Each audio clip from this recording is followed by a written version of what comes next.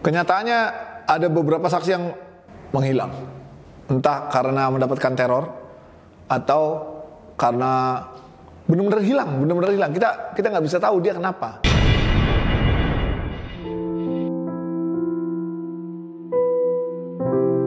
Kejadian Tayo hilang diketahui oleh pemiliknya tanggal 25 Januari 2021. Pada 26 Januari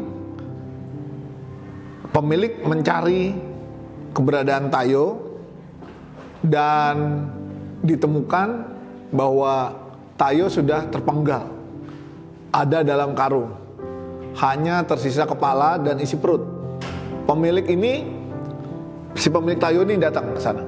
Lalu karena dalam kondisi berat ya, emosional berat, akhirnya pulang dan hopeless dia. Lalu dia posting kerisauannya, kemarahannya, kesedihannya di Instagram dan memberitahu saya. Lalu kami terbang ke Medan pada 1 Februari melakukan advokasi, bertemu dulu dengan pemilik Tayo. Kami tanya setiap detail kronologi kejadian. Kapan, siapa, kita mendapatkan gambaran untuk menjadikan kerangka laporan kami kepada kepolisian untuk mendampingi Mbak Sonia, pemilik Tayo. Apa yang terjadi oleh Tayo ini adalah memasuki wilayah pidana nih. Dan ternyata kasat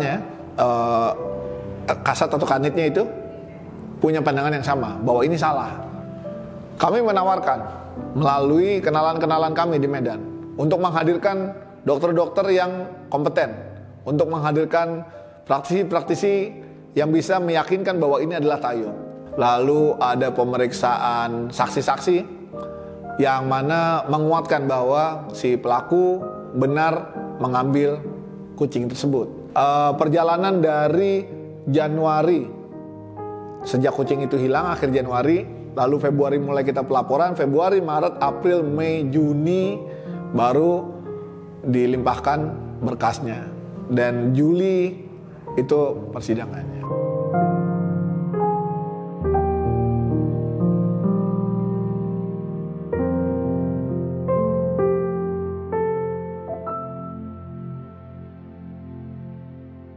Kucing itu adalah binatang piaraan.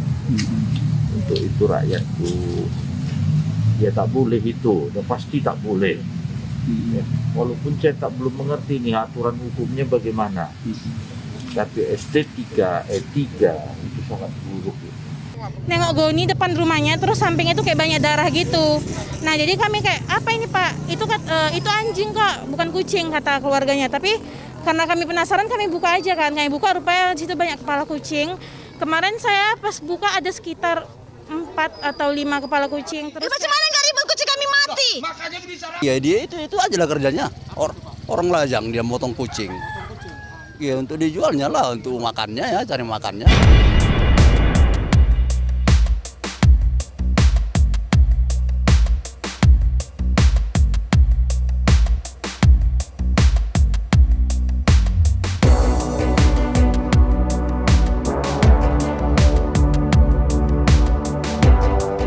Jadi setelah berkas diterima oleh pihak kejaksaan, di sini mulai babak baru bagi kami, di mana tentang penuntutan, tentang bagaimana kita bisa meyakinkan hakim, bagaimana kita bisa punya kepastian bahwa saksi akan tetap pada kesaksiannya.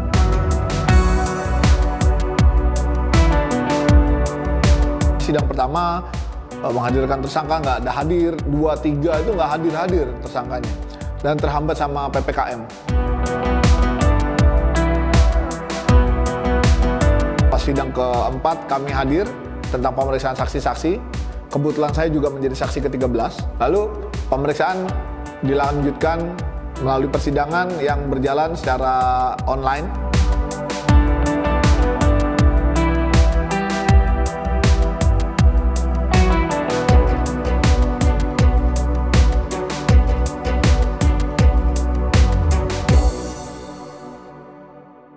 Nah, ini yang menjadi kendala kita juga. Tapi ternyata hakim kemarin pas lagi sidang yang keempat, secara global saksi sudah diperiksa, lalu hakim bertanya kepada pemilik, betul itu kucing kamu? Betul. Berapa nilai kerugiannya? 12 juta. Kucing apa itu? Kucing Persia Big Bone.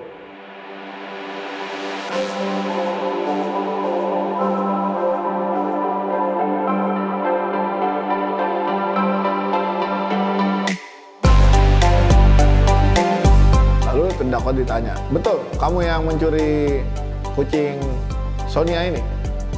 Yang merupakan Persia? Iya, saya tahu. Saya mencuri, saya ngambil, saya yang bunuh. Tapi saya nggak tahu kalau itu kucing Persia. Nah, itu menjadi satu hal lain buat kami. Sebenarnya tahu atau tidak tahu bahwa dia kucing ras, sebenarnya kelakuan itu adalah salah dan melanggar pidana gitu.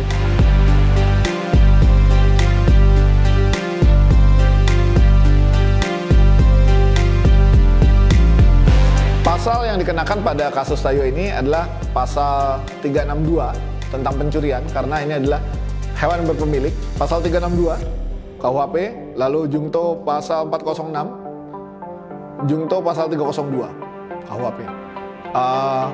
Kenapa tidak yang paling depan seperti yang kita biasa kejar, pasal 302 KUHP? Karena ini akan menjadi jurisprudensi ya, bahwa kita punya penegakan hukum tentang penganiayaan hewan.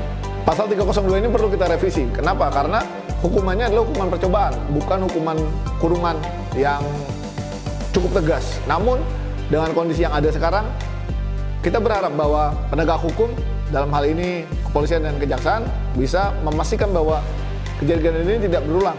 Ini menjadi tonggak juga bahwa polisi tidak ribet dengan pembuktian harus berupa surat sertifikat ras. Buat kami para praktisi, pembuktian kepemilikan tidak hanya melalui sertifikat, tapi foto-foto, pengakuan orang sekitar dan keluarga bahwa benar itu adalah kucing kita yang kita pelihara dari kecil. Pasal 302 mungkin saat ini lemah, tapi di kemudian hari setelah direvisi bisa menjadi pasal yang sama kuatnya seperti pasal pencurian.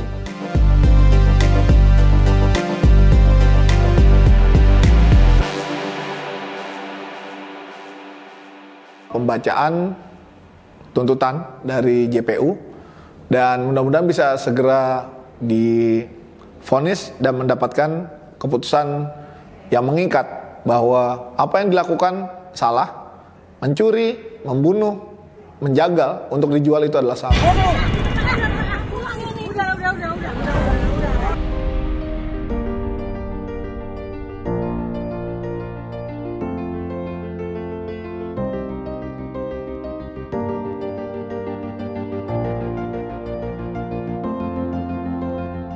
Dan ini penting karena ini disidangkan dari Medan, Sumatera Utara, di mana tempat yang menjadi maklum kejadian-kejadian serupa.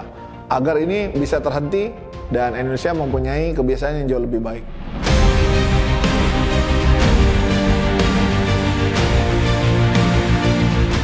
Apa yang sudah biasa terjadi dan kurang baik, mari kita bersama-sama stop. Agar kita punya saringan di kedepannya hanya yang baik-baik saja yang tersisa.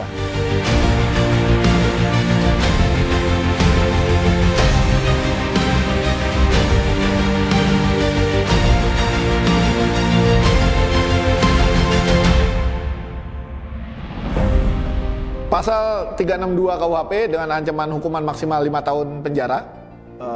Lalu ada jungto pasal 406, jungto pasal 302. 302 ini yang tentang penganiayaan hewannya, yang perlu kita revisi nantinya agar kita punya perlindungan hewan yang kuat di hukum dan bisa melindungi segenap bangsa Indonesia dari ancaman psikopat. Semoga nanti putusannya bisa mewakili rasa keadilan kita semua, bisa dihukum seberat-beratnya sesuai dengan apa yang telah dilakukan. Semoga kita bisa mendapatkan perlindungan hukum demi Indonesia yang jauh dari bebas aniaya, yang bebas dari aniaya, agar Indonesia terbebas juga dari sosiopat yang bisa mengancam keberlangsungan anak negeri.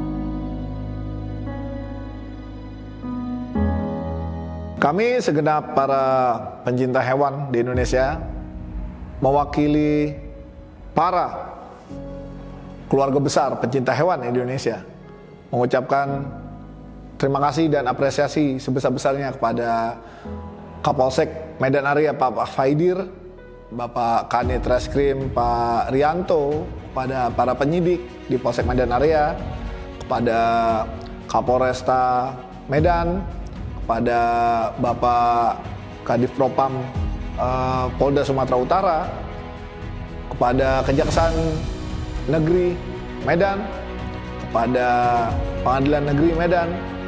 Semoga kita bersama bisa menegakkan hukum dan melindungi bangsa Indonesia dari ancaman yang berbahaya yang dimulai dari penganiayaan hewan. Terima kasih juga buat pihak-pihak tertentu yang tidak terlihat di balik layar. Ada dokter-dokter forensik, ada dokter Dewi, ada dokter, saya lupa anaknya dokter Dewi namanya siapa. Terima kasih dok. Lalu ada dokter Bilkis, dokter forensik veteriner terbaik se-Asia Pasifik yang dimiliki oleh Indonesia yang ada di Unair, atas masukan-masukannya dan gambar-gambarannya tentang pembuktian di kasus Tayo ini. Lalu teman-teman yang tidak bisa disebutkan satu persatu dukungannya selama dimulainya perjalanan ini hingga sampai di penyidikan dan pelimpahan kasus ini. Semoga kita semua tetap bersinergi untuk memberantas setiap kasus yang ada dan bisa menghasilkan jurisprudensi lainnya di Indonesia.